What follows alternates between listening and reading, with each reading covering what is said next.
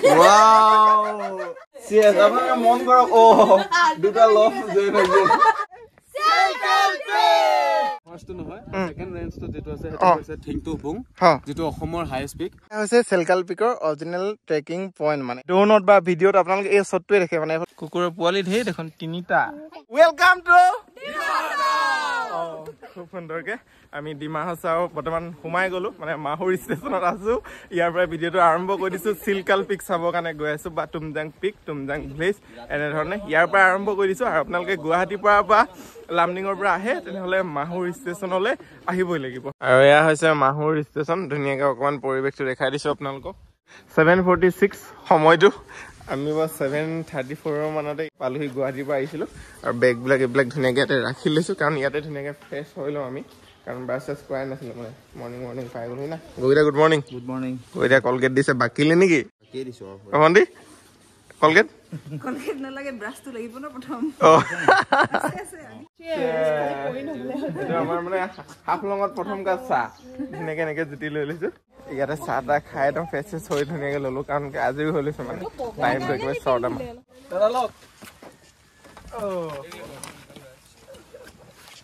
আহক এতিয়া 1 ঘণ্টা আমি ইকো ভেনত যাত্ৰা কৰিব লাগিব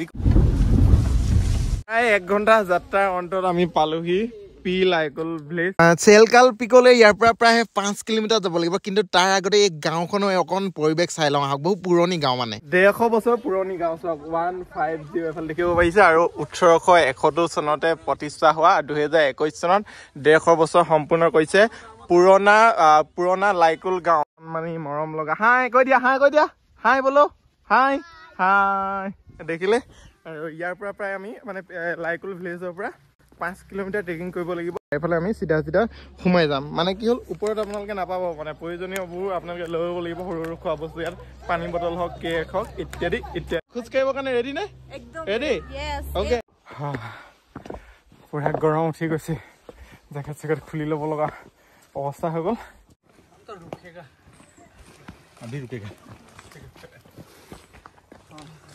5 কিলোমিটাৰ বগোৱাটো ইমান সহজ কথা নহয় আমি আহিলো সেই তলৰ পৰা মানে দেখিছে ন এই বগাখিনি দেখিছে এইখিনি হয় ন বগাখিনি এখন ইম্পই তাৰ আগলে এইখন গাঁও এখন যে আমি হেফালে দি আহিছো আমি হেফালৰ পৰা আহি বৰ্তমান এইখিনিত পালোহি ন ইয়াৰ পৰা কিমান দূৰ হ'ব ইয়াৰ পৰা আৰু 1 ঘণ্টামান লাগিব আমাৰ 1 ঘণ্টা মানে আধা আছে ইমান মানে সিধা জুকু বুলি নিচিনা উঠিব নালাগে প্ৰায় ভিডিঅ' হওক ফটো হওক আমি এইখিনিয়ে দেখি থাকো মানে এইটো ওয়েলকাম টু তুমজাং এইখিনি ঠাই প্ৰায় দেখি থাকো আৰু এইখিনি ঠাইত পাই ভাল লাগিলে এইফালে চাওক 4 গৰাকী যুৱতী হ'ব পাৰে মহিলা হ'ব পাৰে নাজানো কিন্তু আহিছে কাহ আছে আৰা মেম আচ্ছা 4 গৰাকী শিবাই মানে কি শিবাই মানে হৈছে ওয়েলকাম টু তুমজাং সেইকাৰণে শিবাই তুমজাং ওকে এফালে শিবাই আৰু আমি বৰ্তমান যিখিনি ঠাই পাইছো আপোনালোকক দেখাইছো চেলকাল পিক এফালে যাব লাগিব 1 ঘণ্টা খোজকাঢ়ি কিন্তু এতিয়া বৰ্তমান নাযাওঁ আমি আহিমগৈ মানে এফালে তুমজাং ভিলেজ গৈ আছো মানে প্লেচখন আপোনালোকৰ পৰিৱেশটো অলপ দেখাই লওঁগৈ তুমজাং ভিলেজত আমি সোমাই গ'লো চবে প্ৰত্যেকে দেখিছে বাৰু এইটো চাওক ৰঙালাও একদম খাটি ৰঙালাও কাৰ বাৰী নাজানো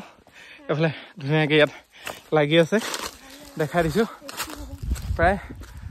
1500 মিটাৰ ওপৰত আছে এখন গাঁও এইটো মৰম লগা কুকুৰ পোৱালি এইফালে এইটো গাঁৱৰ পৰিৱেশ ভাগৰ অলপ বহি লৈছোঁ ধুনীয়াকৈ আৰু এইজনী কুকুৰৰ পোৱালি ধেই দেখোন 3টা এইফালে এটা আছে 4টা এইফালে এটা আছে 5টা ৱাও এতিয়া অকণমান জোচটো আহিছে ঘৰটো চাওক ন পিছফালে ধুনীয়াকৈ ইমান ধুনীয়া লাগিছে কাঠৰে হয় ধুনীয়াকৈ সজাই ৰাখিছে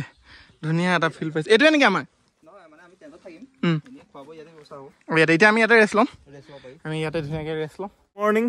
যোৱাকালি থাকিলোঁ ইয়াত চাওক এইফালে টেণ্টত ধুনীয়াকৈ শুলোঁ তুমজাং গাঁও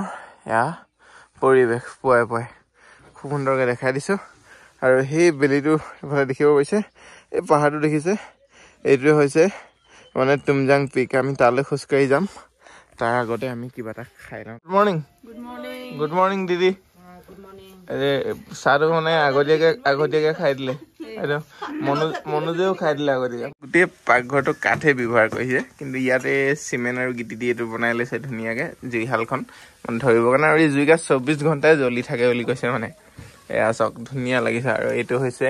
কি মাংস এইটো ছাগলী জংঘলী ছাগলীটো মোৰ চাহকাপ কাপকা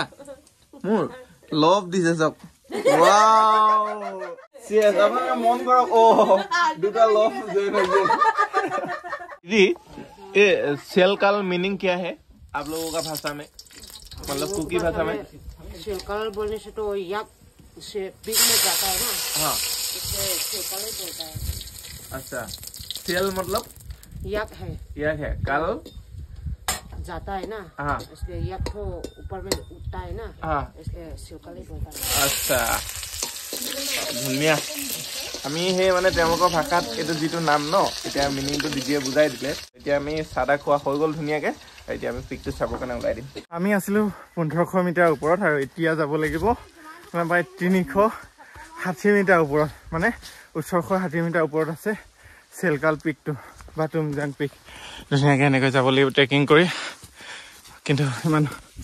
সহজ নহয় এই 360 মিটাৰটো মানে 1500 মিটাৰলৈকেতো পাৰি এটা একদম খাৰা খাৰা যাব লগা হৈছে চেলকাল পিক তুমজাং পিক আচলতে অৰিজিনেল নামটো চেলকাল পিক হয় কিন্তু তুমজাং গাঁওখনৰ আণ্ডাৰত পৰে কাৰণে তুমজাং পিক বুলি আপোনালোকে ইউটিউবত চাৰ্চ কৰিলে বা ইনষ্টাগ্ৰামত হেছটেগ ব্যৱহাৰ কৰিলে এইটো আহি যায় এয়া পৰিৱেশটো খুব সুন্দৰকৈ অলপ দেখাই দিছোঁ পিকটোলা আৰু অকণমান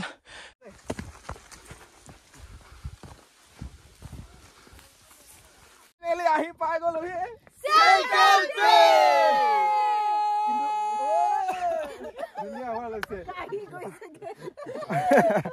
আৰু এইফালে অকমান পৰিৱেশটো দেখাই দিছো আপোনালোকক এই চাংঘৰটোতে প্ৰত্যেকে চেলকাল পিক বা তুমজাং পিক বুলি ফটো উঠে আৰু দিয়ে আৰু সূৰ্য উদয় হয় এইখিনিৰ পৰা আমি এইখিনি নাপালোহি আমাৰ সময়টো দেৰি হৈ গ'ল আৰু আমাৰ মানে যি আমাক গাইড কৰি আনিছিলে এফালে অলকেশ দা সকলো চিনি পায় আগতে আহিছে ন আপুনি আহিছো তেওঁলোকৰ লগত আহিছিলো আৰু এইফালে হেমন্ত বৰা দা তেওঁলোকৰ লগত ধুনীয়াকে আহিছিলো আৰু মনোজ ভাই অকমান সহায় কৰিছে আমাক মই ফটো চটো তুলি দিছো মোক নাই উঠোৱা আজি তেওঁ মোক ফটো উঠাই দিয়া নাই ফটো উঠাই দিছিল মানে এ উঠাই দিছিল সংগমিত্ৰা আৰু বৰ্ষা ন ধুনীয়াকে তেওঁলোকে সহায় কৰিছে আপোনালোকৰ এতিয়া যিজনে গাৰ্লফ্ৰেণ্ড পতি আছে মই ফটো চটো মাৰি ধুনীয়াকে মাৰি দিছো কাৰণেহে লাইক কৰি না মই এডিট কৰি এইটো কিন্তু কাটি দিব দেই ধেমালি কৰিছে এনে ন কেনেকুৱা পাইছা পিকটো অনুভৱ মজা তুমি একদম মানে out of the world experience আৰু বহুতে কৈ থাকে যে কি চেলকাল পিকটো মানে হাইয়েষ্ট পিক বুলি কয় অসমৰ কিন্তু নহয় আৰু যিটো হাইয়েষ্ট পিক অসমৰ সেইটো আপুনি দেখাই দিয়কচোন এবাৰ এইটো যিটো দেখিছে এইটো 2 নম্বৰটো এইটো 1 নম্বৰ নহয় 2 নম্বৰ ন ফাৰ্ষ্টটো নহয় সেকেন্ড ৰেঞ্জটো যেটো আছে সেইটো হৈছে থিংটু বুং যেটো অসমৰ হাইয়েষ্ট পিক হয় যাৰ উচ্চতা হৈছে অলমোষ্ট 1866 মানে 1900 মিটাৰ ফ্ৰম সি লেভেল হেমন্তদাৰ নাম্বাৰটো আৰু এফালে অলকেশদাৰ নাম্বাৰটো মই শ্বেয়াৰ কৰি দিছো আপোনালোকে যদি চেলকাল পিক বা তুমজাং পিকৰ সৌন্দৰ্যতা উপভোগ কৰো বুলি ভাবে তেনে আহিব পাৰে তেওঁলোকৰ লগত কন্টাক্ট কৰি চেলকাল পিকৰ পৰা আপোনালোকক অকমান তলৰ ভিউটো দেখাইছো এফালে চাওক আৰু আচলতে ভিডিঅ'ত আপোনালোকক প্ৰকাশ কৰিব নোৱাৰিম ইয়াৰ সৌন্দৰ্যতাখিনি বা ইয়াৰ ভাল লগাখিনি আপোনালোকে যেতিয়া নিজে আহিব চকুৰে দেখিব তেতিয়াহে অনুভৱ কৰিব পাৰিব ইয়াৰ ভাল লগাখিনি কি আৰু আমি ৰাতিপুৱা আহিব লাগিছিলে মানে সূৰ্য উদয় হোৱাৰ সেই দৃশ্যখিনি চাব পাব লাগিছিলে তেতিয়া আৰু ভাল লাগিলেহেঁতেন কিন্তু সেইখিনি নাপালোঁ কিন্তু মই দেখাইছোঁ চাওক যেতিয়া আহে এইবিলাক চাওক এই ফান্টা বটল আৰু এইফালে চাওক পানী খোৱা বটল বা এইফালে আছে বটল আছে এইবিলাক আছে আৰু এইফালে এইখিনি আছে লেতেৰা এইখিনি আছে লেতেৰা যিমান এইখিনি লেতেৰা দেখিছে এইবিলাক আমাৰ নিচিনা অহা কোনোবা পৰ্যটকে লেতেৰা কৰি থৈ গৈছে যেতিয়া আপোনালোকে বেগ লৈ আহে তেতিয়া যিখিনি লেতেৰা আপোনালোকে কৰে সেই লেতেৰাখিনি বেগতে ভৰাই লৈ যাব তলত গৈ জ্বলাই দিব বা বেগত লৈ যাওক ঠিক তেনেকুৱা কৰক নিজৰ ঠাইখিনি আমি নিজে চাফ চিকুণ কৰি ৰাখিব লাগিব ন এয়া হৈছে চেলকাল পিকৰ অৰিজিনেল ট্ৰেকিং পইণ্ট মানে এইফালৰ পৰা আহিছিলোঁ নহয় আমি নাহিলোঁ আৰু এইফালে মই অকণমান জুম কৰি দেখাইছোঁ চাওক এইফালে আমাৰ লগৰ কেইগৰাকী খোজকাঢ়ি গৈ আছে ড্ৰোনত বা ভিডিঅ'ত আপোনালোকে এই শ্বটটোৱে দেখে মানে এইফালৰ পৰা ট্ৰেকিং কৰি যায় মানে আৰু মই ভিডিঅ'টোৰ মাজ ভাগত এটা আপোনালোক ক্লিপ দেখাইছিলোঁ চেলকাল পিকলৈ যোৱা ৰাস্তা এইটো বুলি তো সেইফালৰ পৰা উঠি আহিলে মানে এইফালে যিটো এই ট্ৰেকিং পইণ্টৰ এইটো ভিউ এই নাজাৰাটো পাব কিন্তু আমি কি হ'ল আমি তুমজাং গাঁৱত থাকিলোঁ গাঁৱত থকাৰ কাৰণে আমি শ্বৰ্ট ৰাস্তাৰে উঠি আহিলোঁ এই অনুভৱটো ল'লোহি তাৰপিছত এতিয়া নামি যাওঁতে মানে এই ট্ৰেকিং পইণ্টেৰে পুনৰ গুচি গৈছোঁ মানে আপোনাৰ যিটো ইমানতে শেষ কৰিছোঁ অন্য এটা ভিডিঅ'ত পুনৰ লগ পোৱাৰ প্ৰতিশ্ৰুতি আজি লৈছোঁ বিদায় ধন্যবাদ জয় অসম